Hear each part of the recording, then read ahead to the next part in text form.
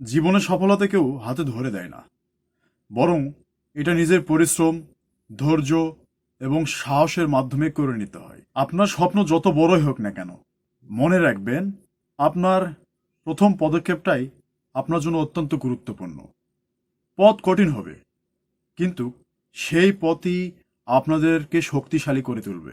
নিজের প্রতি বিশ্বাস রাখুন, সময় নিন এবং ধৈর্য ধারণ করুন, আর প্রতিদিনই একটু একটু করে এগিয়ে যান। সফলতা তাদেরই আসে যারা কখনো হাল ছাড়ে না। একটা কথা সবসময় মনে রাখবেন, আপনি যত বড় স্বপ্ন দেখবেন, সেই স্বপ্ন বাস্তবায়ন করার জন্য আপনি ততটাই পরিশ্রম করার চেষ্টা করবেন। তাই বেশি বেশি করে স্বপ্ন দেখার চেষ্টা করুন এবং স্বপ্নের সাথে লড়াই করুন, আর আপনি নিজেও সফল হন। পরাজয় হতে পারে, কিন্তু সেটাই শেষ নয়।